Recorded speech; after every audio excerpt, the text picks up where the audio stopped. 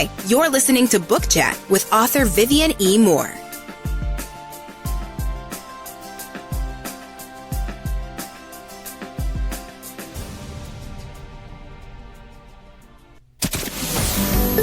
Welcome, everybody, to this week's episode. We really appreciate you joining us. This podcast really shows us how we can all learn, live, and thrive off of each other. By sharing our knowledge through our conversations, we will impart some knowledge whilst learning ourselves how to progress even further. Here is your host.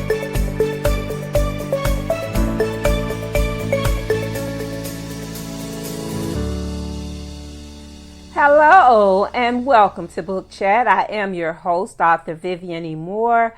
Hope everyone had a great week, and I hope that you're having an even better weekend.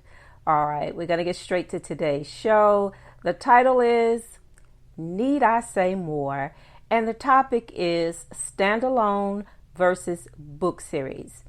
The secret power of a singular story. Well, a few weeks ago, the discussion arose about Ryan Coogler's film Sinners. Great movie, loved it, and and I am almost ready to watch it again. I just want to wait a little while so I can forget about a few of the details, so I can be surprised when I watch it again. But anyway, Sinners was a screenplay, not a book, but I found it interesting nonetheless. You know, one person argued that it was complete, while another claimed that it could be a series based on the ending.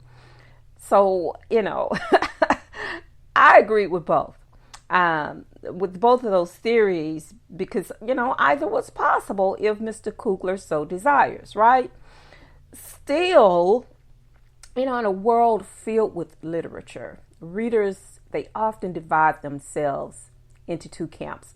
Those who love a good book series, and then those who prefer the clean, satisfying finish of a standalone. You know, I know a lot of people that they really don't get into series. They like endings that are resolute, with no open endings, anything like that, that would even suggest that, you know, the story could continue because, you know, if it ends on a good note, that's how they want it to stay. All right. You know, but while both of those formats have their merits, you know, there is a quiet power in the standalone book that often goes overlooked. And you know what that is? It's versatility. Okay? Well, I'm going to share with you why I say that. Why there is beauty of a standalone book.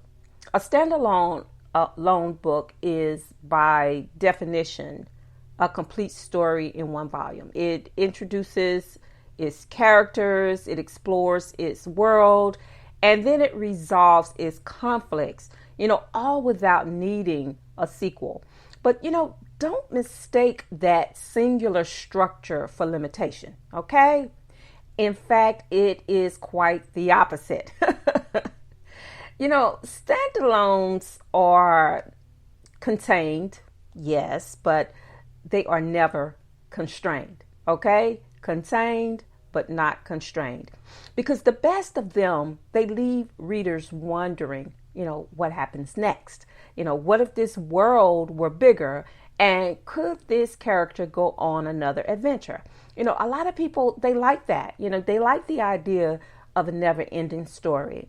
And I'll give you a prime example of one that is an awesome book series, and not only a book series, but also a television series as well. And if you listen to my podcast, then you know that I love Outlander, right? Because it has a little bit of everything in it. And the best part is that it is a series.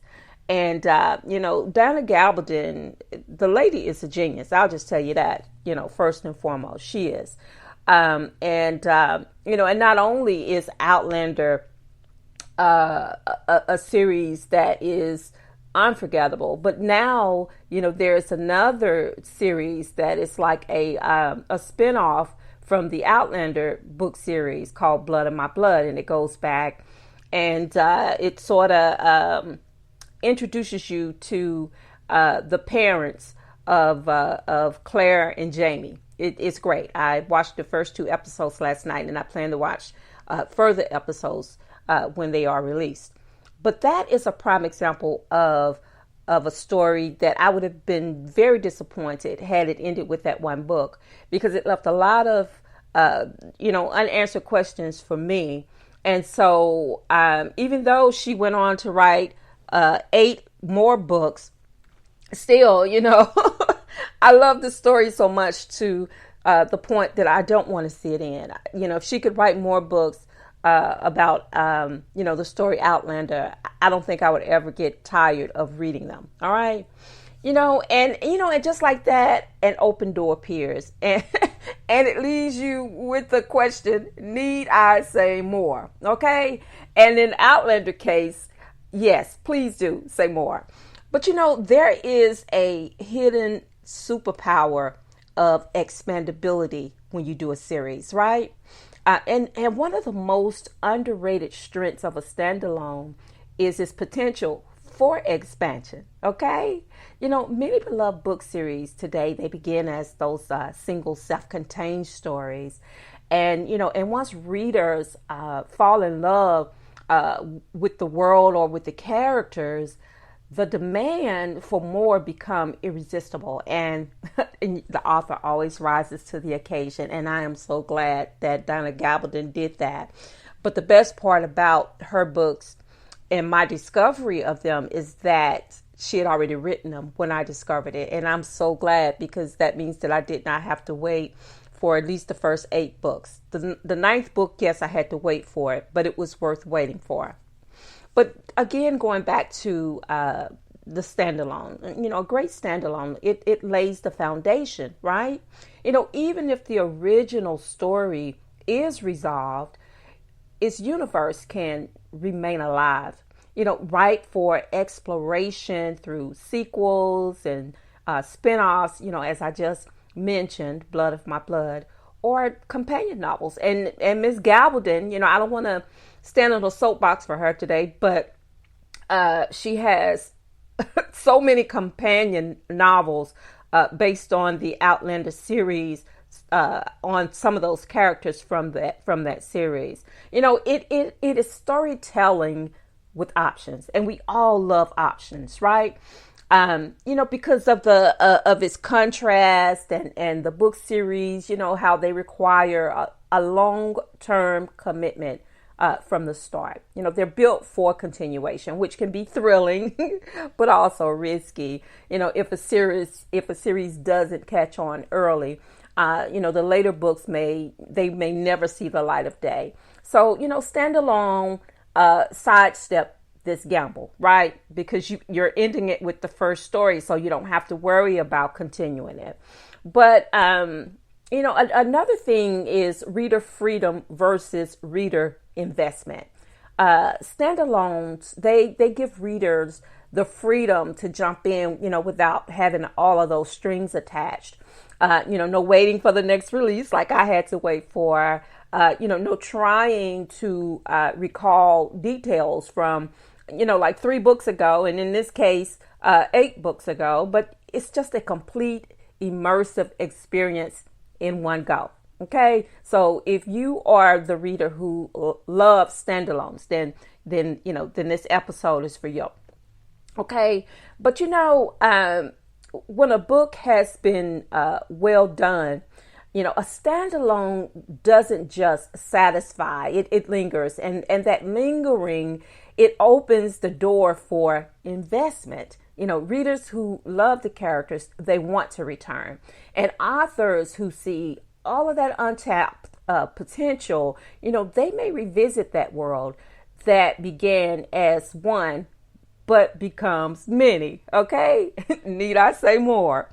And as an author, I have written many books, and most of those books, they are series. They're not 5, 6, 7, 8, 9, 10 book series, but they're 2. It's like they start as one, but then I see the potential to to break the story into 2, and then it becomes a series of 2. Okay, so it is nothing wrong with that. If you are the type of reader who prefers, a standalone book, you don't want more. You just want everything to be finished in that one story. And then for those who prefer a series because they don't want the story to end because they loved it so much, that their imagination has just ran wild. And so they are absolutely thrilled, when there is, the second book or the third book or the fourth book or the fifth book, and sometimes with the series, it can be overdone. But in the case of Outlander, I do not think that story could have been told in one go because it is so filled with so much detail and so much history. And like I said, it touches on every single genre. If you're not a specific genre type person, I guarantee you this book will change your mind and you will start to love other genres simply because she included them, in her story. So I am so thankful that she wrote the book Outlander and continued with that story because it is so interesting. And like I said, you learn so much, especially when the stories have been well researched. And Ms. Gabaldon has definitely done that. Now, I did not start this episode to talk about Diana Gabaldon, but it just sort of ended that way simply because I did watch the spinoff of Outlander, Blood of My Blood, and so that stuck with me because this spinoff has as much potential to be a blockbuster just as Outlander was and is, and so I wanted to share that for all of the people who may not have discovered her books yet. I would suggest you go out there and research and read her books and watch the Outlander series. It is on Stars, okay?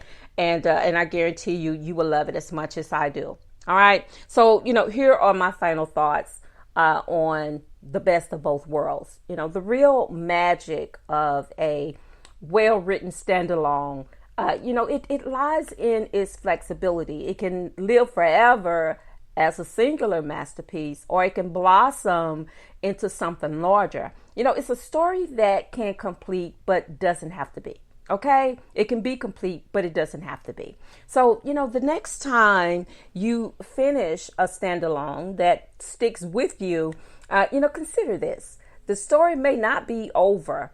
That one book might just be the beginning. Okay? So, standalone or series, why not both? All right.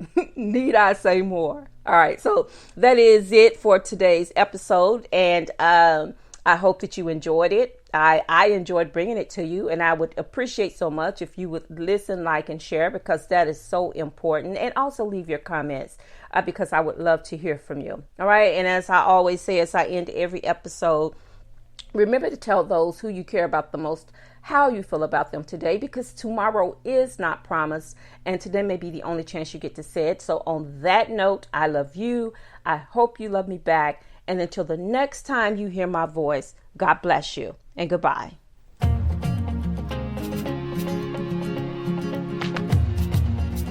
Loved what you've heard on this week's episode? Well, the answer is simple. It would mean the world to us if you could head over to iTunes and leave us a 5-star review and feedback. Spreading the word really is the best way to grow our podcast and achieve even greater things. Thank you.